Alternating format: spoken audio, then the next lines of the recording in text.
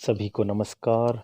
BA प्रथम वर्ष संगीत विषय पाठ्यक्रम के अंतर्गत आज हम प्रथम प्रश्न पत्र से इकाई 4 से संगीतज्ञों में अमीर खुसरो साहब पर चर्चा करेंगे। समझेंगे कि अमीर खुसरो साहब की भारतीय संगीत को क्या देन है, क्या उनकी विशेषताएं हैं, उनकी जीवनी क्या है। तो संगीत जगत में अमीर खुसरो का नाम कभी भी भुलाया नहीं जा सकता। संगीत को आधुनिक रूप प्रदान करने में उनका बहुत बड़ा हाथ रहा है। अमीर खुसरो साहब का जन्म सन 1253 ईस्वी में एटा जिले के पटियाली नामक स्थान पर हुआ था। इनके पिताजी का नाम अमीर मोहम्मद सैफुद्दीन था, जो कि बलवन से पटियाली आकर बस गए थे। अमीर खुसरो साहब बचपन से ही प्रखर बुद्धि के व्यक्तित्व थे। अतः पिता की मृत्यु के बाद उन्हें तत्कालीन गुलाम वंश के राजा गयासुद्दीन बलवन का राजाश्रय प्राप्त हो गया था। वहीं उन्हीं के सानिध्य में उन्होंने उनके समय काल में साहित्य और संगीत के प्रति विशेष रुचि उत्पन्न हो गई।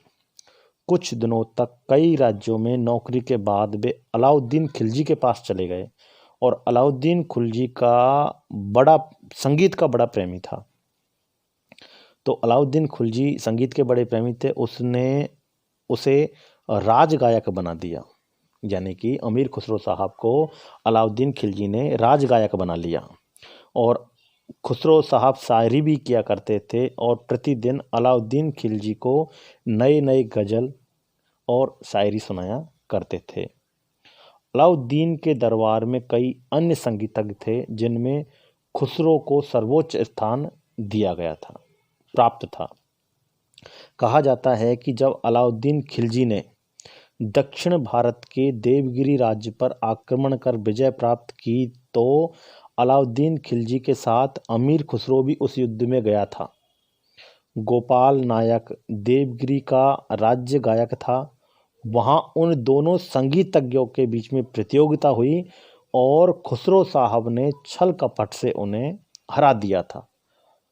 खुसरो साहब को गोपाल के विद्वता की सच्ची परख थी, अतः वह उसे अपने साथ दिल्ली ले आए और उनके संपर्क में रहकर संगीत में बहुत ही महत्वपूर्ण जो कि प्रयोग किए, कार्य किए, उनके बारे में भी हम चर्चा करेंगे।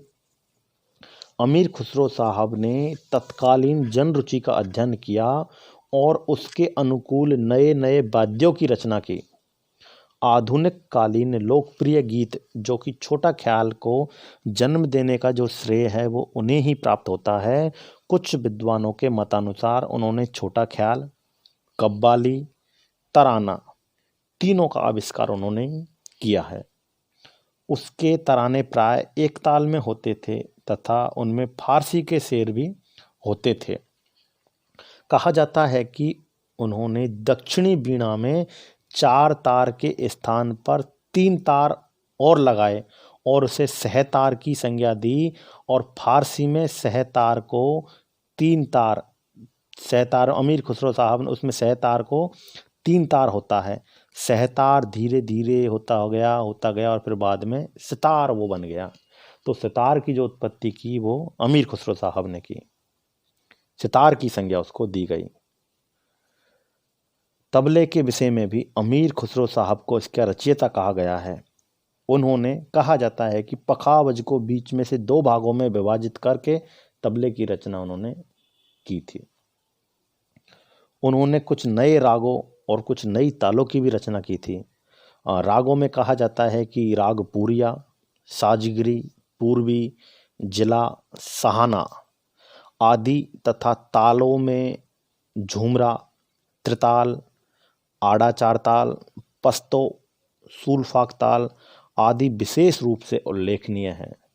अमीर खुसरो साहब कई भाषाओं के विद्वान थे, ज्ञाता थे।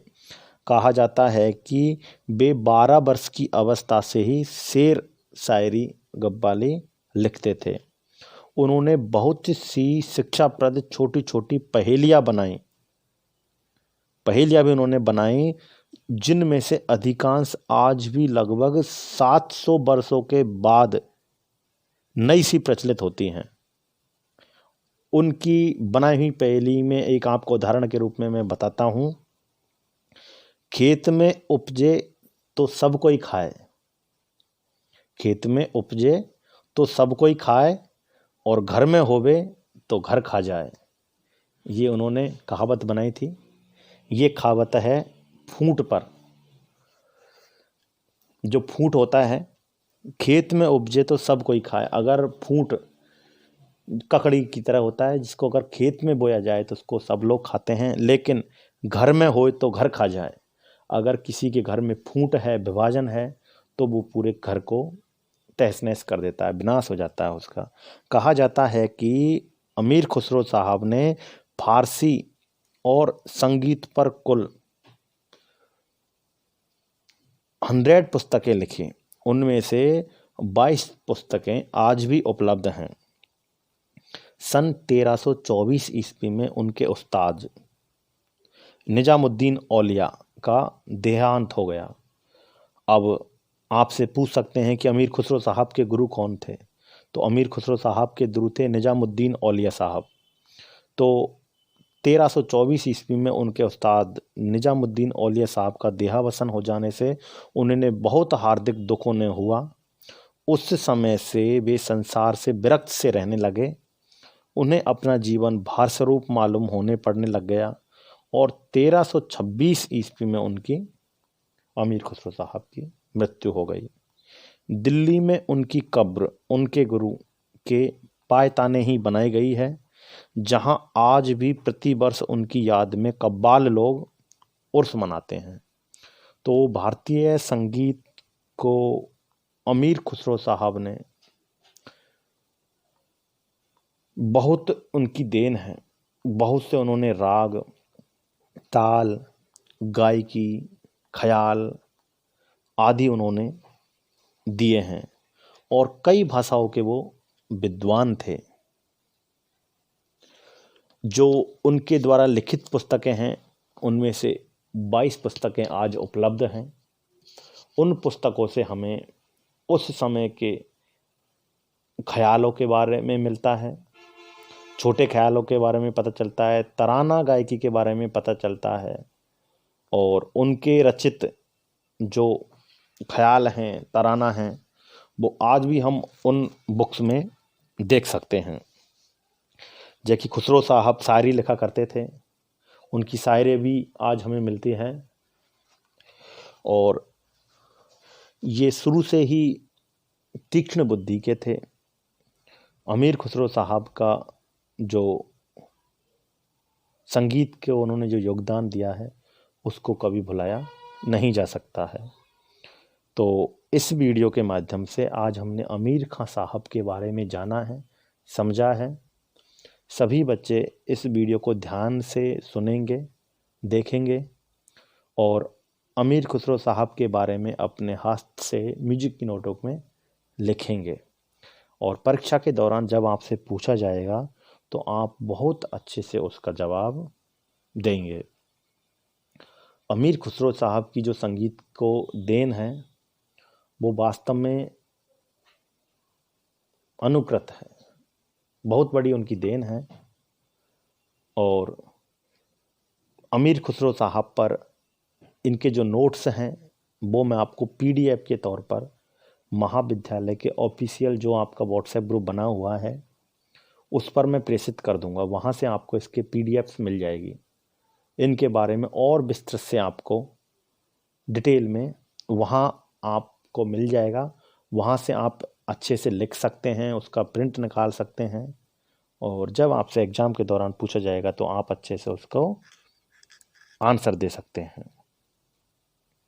अलाउद्दीन खिलजी के साथ में ये आंदोलन में रहे थे, और गोपाल नायक जी का, जैसे हम इस वीडियो में हमने जिक्र किया था, तो बच्चों गोपाल नायक जी थे, वो बहुत बड़े ध्रुपद गायककार थे, बहुत ही बड़े गायककार थे। तो उस समय के जो प्रतिद्वंदी गायक कलाकार थे, गोपाल नायक जी और अमीर खुसरो साहब। तो अमीर खुसरो साहब जानते थे कि गोपाल नायक जी को आमने सामने हराना बहुत मुश्किल है, इसलिए उन्होंने छल से उनको हराया और उसके बाद में उनको वो दिल्ली अलाउद्दीन खिलजी के पास साथ में अपने ले आए और वहाँ उन्होंने फिर अनेक कार्य किए और बहुत से उन्होंने इंस्ट्रूमेंट, राग, ताल आदि के उन्होंने बनाए। आज के लिए इतना ही।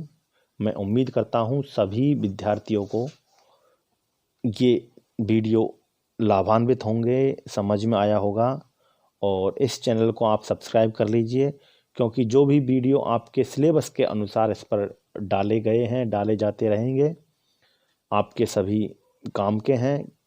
तो इसको सब्सक्राइब कर लीजिए और बेल आइकन को प्रेस कर लीजिए ताकि जो भी नया वीडियो इस पर प्रेषित किया जाए उसकी सूचना आपको मिल जाए। आज के लिए इतना ही। धन्यवाद।